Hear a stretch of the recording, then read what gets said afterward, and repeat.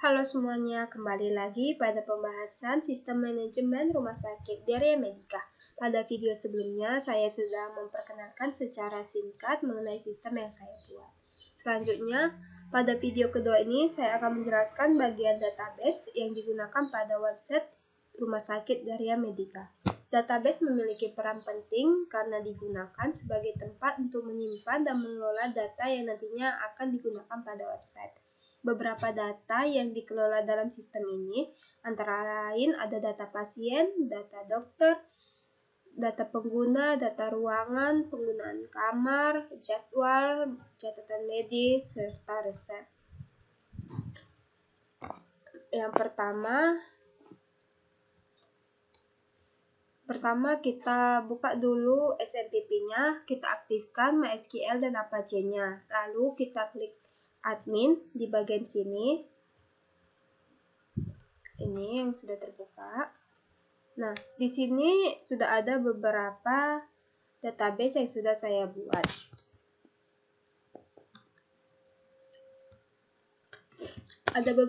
Ada beberapa tabel, yang itu tabel CPPT, ada tabel dokter, tabel data jadwal perawat, tabel pasien, tabel penggunaan, tabel resep, tabel ruangan, dan tabel user. Ada 8 jumlah tabel pada database manajemen rumah sakit dari Area Medica.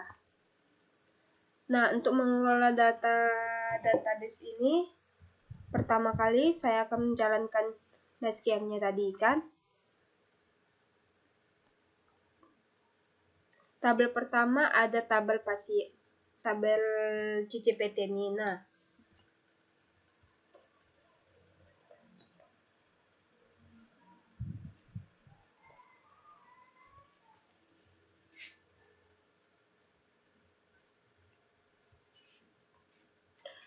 tabel CPPT ini merupakan catatan perkembangan medis yang dibuat selama proses pelayanan medis. Tabel ini menyimpan ID CPPT, ID penggunaan, username dokter, catatan, dan tanggal input.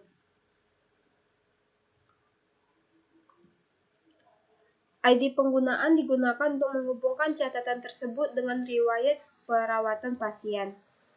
Catatan tersebut dengan riwayat perawatan pasien, username dokter menunjukkan dokter yang memberikan catatan. Kemudian bagian catatan digunakan untuk menyimpan perkembangan kondisi pasien. Sedangkan tanggal inputnya mencatat kapan informasi tersebut dimasukkan ke dalam sistem. Dan ini ya tanggal inputnya nih. Dengan tabel ini, catatan perkembangan pasien dapat tersimpan secara lebih terstruktur. Lanjut ada tabel dokter. Nah, pada tabel dokter ini, sesuai dengan namanya, tabel ini digunakan untuk menyimpan data dokter yang terdapat pada rumah sakit dari Area Medica. Di tabel dokter ini ada beberapa data yang sudah tersimpan, mulai dari ID usernya, nama lengkap, password, status aktif, hari dinas, shift, ada level juga tadi sebelumnya, jam dinas, dan username yang akan digunakan. Status aktif yang ini digunakan untuk memberikan informasi mengenai kondisi dokter, misalnya sedang aktif atau sedang lagi cuti. Nah, hari dinas ini yaitu shift dinas dokter tersebut. Untuk mengatur jadwal pelayanan dokter. Selanjutnya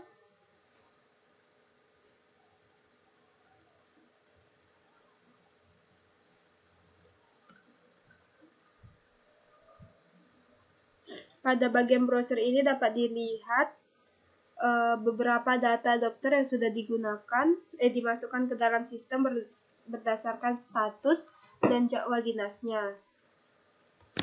Lalu ada tabel jadwal perawat.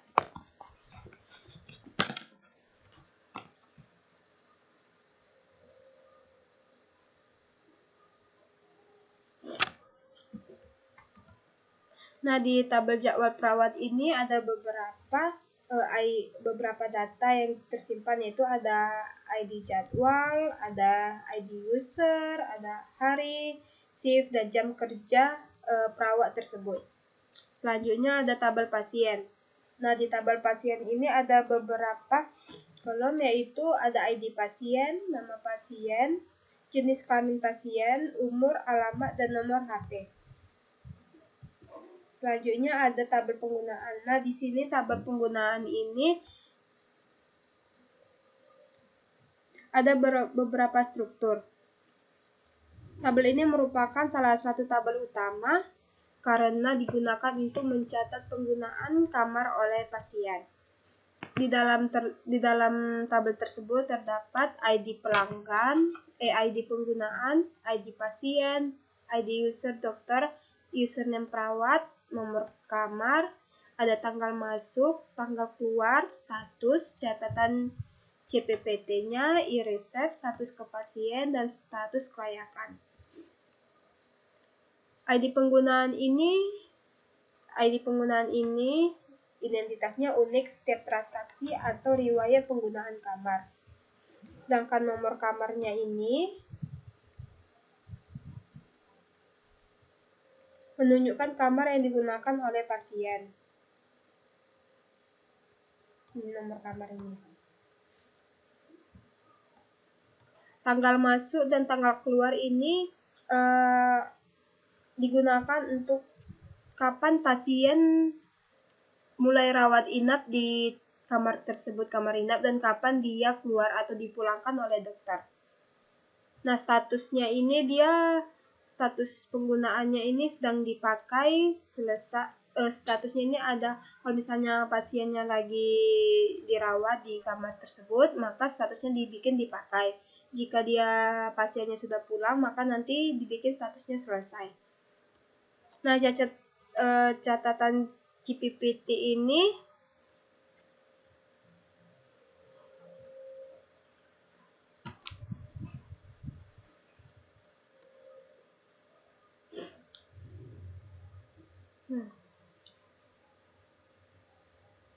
jadi ketika pasien masih menjalankan perawatan, statusnya masih tercatat sebagai dipakai atau selesai.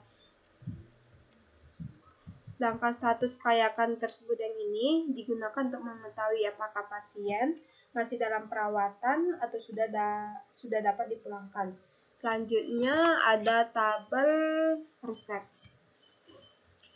Nah, di tabel resep ini ada beberapa struktur. Ada ID resep, ID penggunaan, ada username dokter, ada nama obat, dosis, dan tanggal input.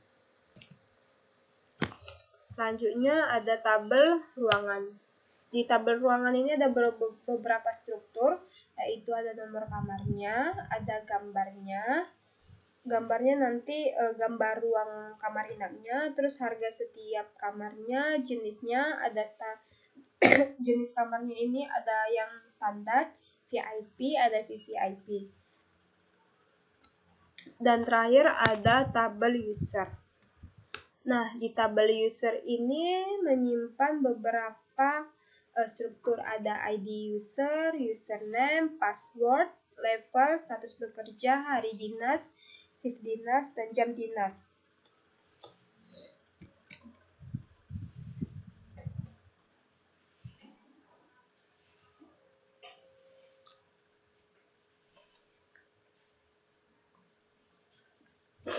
Nah, di sini saya akan menjelaskan primary key dan foreign key-nya.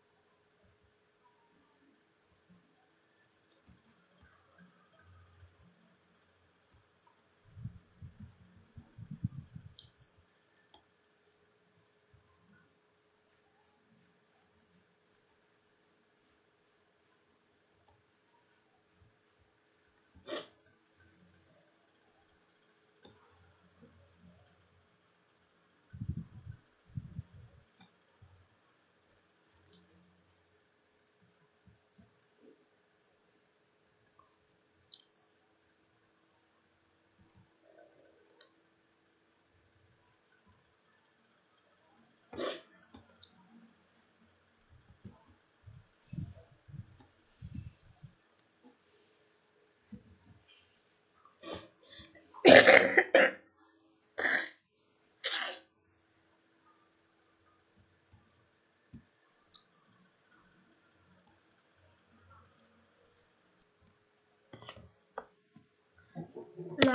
setelah melihat masing-masing tabel, selanjutnya saya akan menjelaskan hubungan antar tabel, antar datanya. Misalnya ini ID pasien saya buat itu primary key. Nah, primary key ini apa sih primary key itu? Primary key itu identitas unik yang digunakan pada sebuah tabel. Sebagai contoh, yang tabel pasien ini ID pasien saya gunakan sebagai primary key. Pada tabel ruangan yang ini terdapat nomor kamar sebagai primary key-nya. Lalu pada tabel penggunaan pada tabel penggunaan ini primary key-nya saya gunakan yang ini. ID penggunaan ini saya bikin primary key-nya. Selanjutnya terdapat foreign key yang digunakan untuk menghubungkan satu tabel dengan tabel lainnya. Pada penggunaan ID pasien tersebut ini terhubung dengan ID pasien pada tabel pasien. Kemudian nomor kamarnya. Nomor kamar ini terhubung dengan nomor kamar yang ada pada tabel penggunaan ini. Ya, terhubung ya. ID pasiennya ini tadi nilainya. ID pasien pada tabel pasien terhubung dengan ID pasien yang ada pada tabel penggunaan. Dengan hubungan tersebut, sistem dapat mengetahui pasien mana yang menggunakan kamar tertentu tanpa harus menyimpan ulang seluruh informasi pasien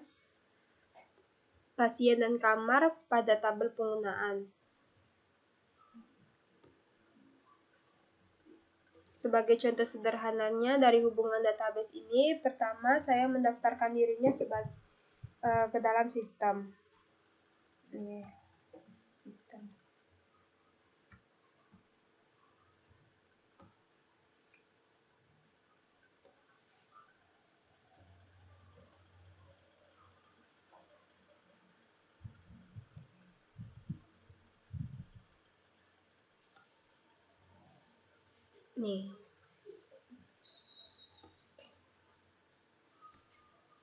Sebagai contoh sederhananya, saya akan membuat untuk ID pasien. Di sini ID pasiennya saya bikin misalnya 002.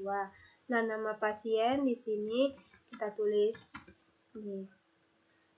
Lalu untuk jenis kelaminnya laki-laki atau perempuan, sini kita pilih perempuan, dan umur sini 21 tahun. Nah, untuk alamatnya bikin ya 21 jalan, contohnya Jalan Unika Medan. Selanjutnya ada nomor HP, kita bikin nomor HP-nya.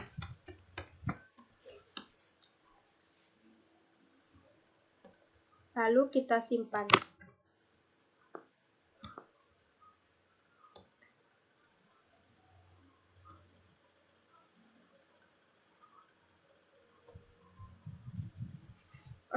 Di sini karena sebelumnya sudah saya buat, dia jadi kena duplikat. Bentar ya, saya ulang dulu.